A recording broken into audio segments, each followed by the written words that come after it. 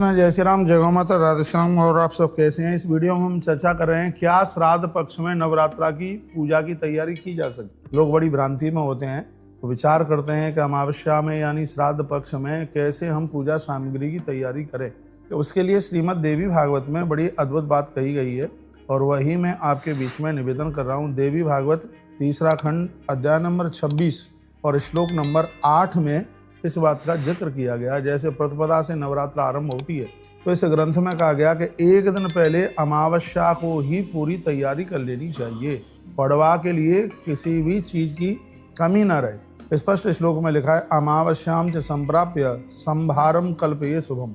इसमें लिखा है कि नवरात्रा की वस्तुओं की तैयारी यदि अमावस्या में करते हैं तो अशुभ नहीं है, बहुत ज्यादा शुभ है। उसको बहुत ज्यादा बढ़िया बताया गया है। इस पर लिखा अमावस्याम च संप्राप्य सभारम कल्पये शुभम भविष्यम च आसनम कार्यम एक भुक्तम तो तद्ध्वनि। अमावस्या आने पर व्रत की सभी शुभ सामग्री इकट्ठी कर ली जाएं और उस दिन एक बार ही भोजन करें। बहुत ध्यान से सुनिए, जो नवरात्रा का व्रत कर रहे हैं, ये तो मैंने आपको यह बताया क्या नवरात्रा की पूजा की सामग्री आप श्राद्ध में उसको तैयार कर सकते हैं क्या, तो इसमें इस पर लिखा है अमावस्या को पूरी तैयारी कर लीजिए। अब इस श्लोक की अर्धाली में नीचे लिखा है कि नवरात्रि व्रत का पूरा फल उनको प्राप्त होता है जो अमावस्या की रात्रि को भोजन नहीं करते। इसलिए नवरात्रा का व्रत करने वाले महानुभावों को, स्त्री और पुरुष कोई भी हो, उन्हें अमावस्या को एक ही बार बस दोपहर में ही भोजन प्रसाद लेना चाहिए। रात्रि को भोजन न करें, क्योंकि स्पष्ट वर्णन है। इसके लिए कहा गया हविष्यम चा आसनम कार्य एक भुक्तम तो तद्ध्वनि।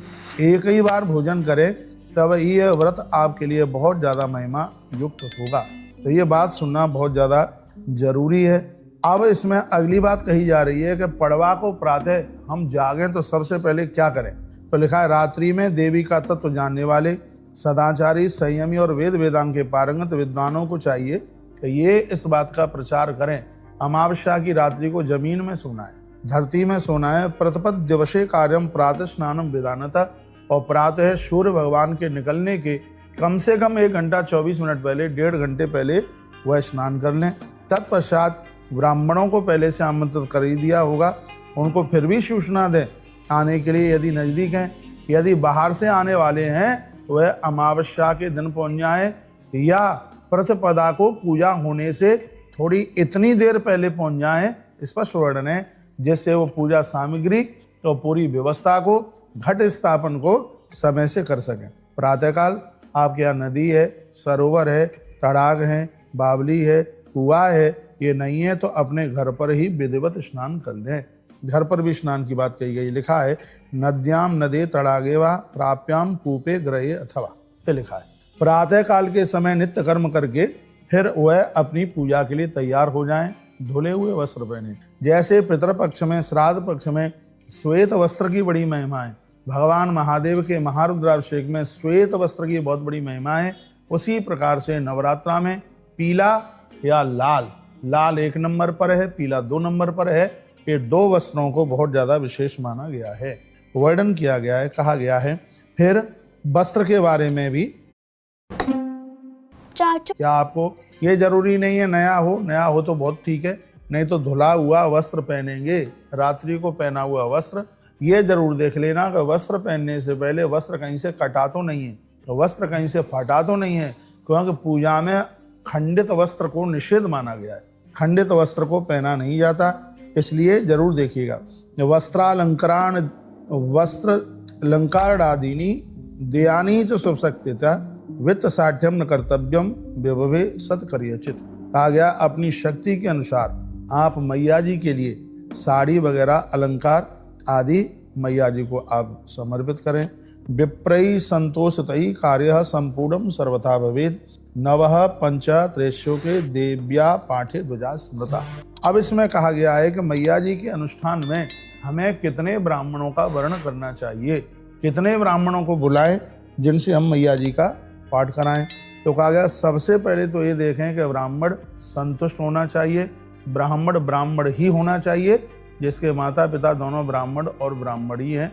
जर्दा गुटखा तम्बाकू एमाल करने वाला न हो ब्राह्मण, क्यों जनेऊ उसका हुआ हो खान पान ठीक हो, ऐसे ही ब्राह्मण के मुख से बोले गए मंत्र लगते हैं। कल हम कथा में बोल रहे थे माता लक्ष्मी का प्राकट समुद्र से हुआ, तो मैया जी ने कहा था कि जो ब्राह्मण वेद पाठी है, जिसके मुख से वेद के मंत्र निकलते हैं, मैं उस ब्राह्मण के घर को छोड़ करके कभी भी नहीं जाऊंगी। तो अनुष्ठान में ब्राह्मण का सही होना बहुत ज़्यादा जरूरी है।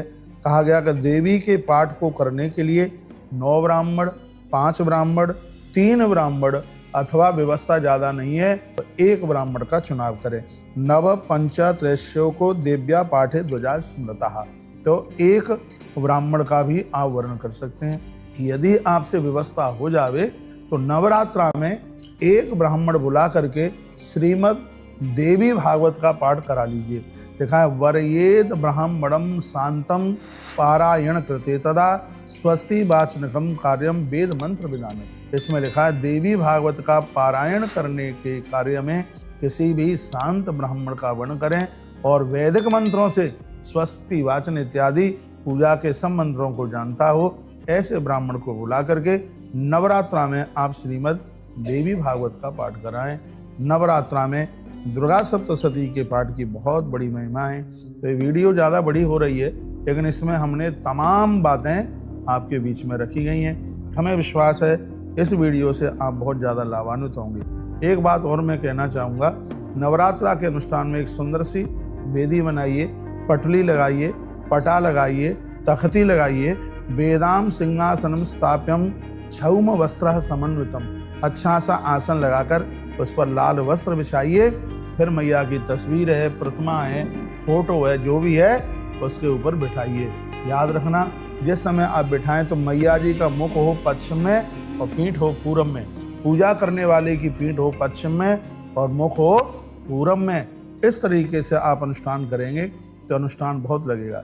वेदी पर रेशमी वस्त्र से आच्छादित सिंहासन स्थापित करें, उसके ऊपर 4 भुजाओं तथा उनमें आयुधों से युक्त माता देवी की प्रतिमा या फोटो लगाएं। भगवती की प्रतिमा आप रत्नमय भूषणों से युक्त, मोतियों के हार से अलंकृत, लेकिन आज कलयुग में सब महंगाई है, ये नहीं हो सकता तो फूल की माला तो बाजार से ला ही सकते हैं, आप घर पर फूल ला करके बना सकते हैं। तो वह कल्याणमयी भगवती शंख चक्र गदा पद्म धारण किए हुए है और सिंह पर सवार है, ये इसमें स्पष्ट वर्णन है। उसी फोटो को या प्रतिमा को लगाइए जो मैया सिंह के ऊपर बैठी है। यहाँ माता जी की 18 भुजाओं वाली और तस्वीर आती है, स्पष्ट लिखा है अष्टादश भुजा वापी प्रतिष्ठाप्या सनातनी। 18 भुजा वाली माता जी की तस्वीर लगा करके सनातनी देवी को प्रतिष्ठित करें, माँ को वंदन करें, पूजन करें। भगवती की प्रतिमा के अभाव में आप नवहान मंत्र युक्त यंत्र को पीठ पर स्थापित कर सकते हैं और पीठ पूजा के लिए पास में कलश की स्थापना आप जरूर करें, जो कि मैंने पिछली वीडियो में डाल दिया है।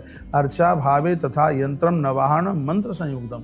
कहा गया है कि जिनको बिल्कुल भी कहीं प्रतिमा की व्यवस्था नहीं हो रही है तो एक पट्टे के ऊपर या भोजपत्र के ऊपर मैया जी का नवाहन मंत्र लेकर के, नवाहन मंत्र क्या है? ओम ऐम ह्रीम क्लीम चामुंडाई विच्चे, इस मंत्र को लेकर के रख दें या सिंदूर से और घी मिला करके सामने की दीवार के ऊपर भी ये मंत्र लिख दें। यदि आपको कहीं प्रतिमा नहीं मिल रही है मैया जी की तो दीवार के ऊपर नवाहन मंत्र लिखते हुए उसी को ही माँ भगवती का स्वरूप समझ करके, कहाँ पहुँचा? बस पहुँच गया हूँ। ये अपने स्वरूप समझ करके माता रानी का पूजन करें। फिर आप देखिए कि ये नवरात्रा आपके लिए कितनी वरदान युक्त हो सकती है, बहुत आनंद हो जाएगा। इस तरीके से माता रानी की आप पूजा आप कीजिएगा, बहुत आनंद आ जाएगा। मैंने बोला है पहले कलश में पंच पल्लव जरूर हों और ब्राह्मण लोग मंत्रों के द्वारा स्थापित करें और याद रखिएगा उस कलश में तीर्थ के जल से भरिएगा। और कितना, इसमें देवी भागवत में लिखा गया है यदि आपने कलश पूरा पानी से नहीं भरा तो ऐसा कलश अशुभ है, इसलिए कलश को जल से पूरा भरिए। लिखा है सो तीर्थ जल संपूर्णम हेम रत्न समन्वितम। सोने के सिक्के अब तो है नहीं, जो सिक्का है वो जरूर डालिए। सो तीर्थ का जल भरिए और जल संपूर्णम, कलश के ऊपर तक पानी भर करके तब ही उसकी स्थापना करें, तब ही वह पूजा पूरी हो जाएगी। कहा गया है कि सिक्के कितने डालें, तो इसमें लिखा है सुवर्ण तथा पंच रत्न में 5 रत्नों के, अब 5 रत्नों के नहीं है तो एक ही रत्न के 5 सिक्के उसमें डाल दीजिएगा। बाद में इन सिक्कों का करना क्या है वह मैं अगली वीडियो में आपको बताऊंगा। वीडियो बहुत बड़ी हो गई है, जो बातें मैंने इसमें कही गई हैं अब मैं आपको ध्यान में दिला दूं मैंने इसमें क्या क्या कहा है। इस वीडियो में मैंने आपको सबसे पहले बोला है क्या श्राद्ध में तैयारी कर सकते हैं पूजा की। फिर मैंने आपको निवेदन किया गया है कि पूजा के लिए तैयार हो, नहाना स्नान करना, वो बातें बताई। तीसरे नंबर पर मैंने बताया कितने ब्राह्मणों का वर्ण करना चाहिए, ये हमने बोला आपको। चौथे नंबर पर हमने आपको बताया माता भगवती की प्रतिमा या फोटो लगाएं। 5वें नंबर पर हमने फिर आपको निवेदन किया है कि यदि प्रतिमा फोटो नहीं है तो उसके अभाव में नवाहन मंत्र के द्वारा भी मैया जी की पूजा आप कर सकते हैं। इस विधान के साथ आप माता रानी का वंदन पूजन करेंगे, राधे माता रानी का वंदन और पूजन करेंगे तो यह पूजा हमारे और आपके लिए बहुत ही ज़्यादा प्रभावशाली होगी। बहुत बहुत धन्यवाद। ऐसे ही हमारे साथ जुड़े रहिए और नई नई अपडेट प्राप्त करते रहिए। और हमारी ये कोशिश है 2025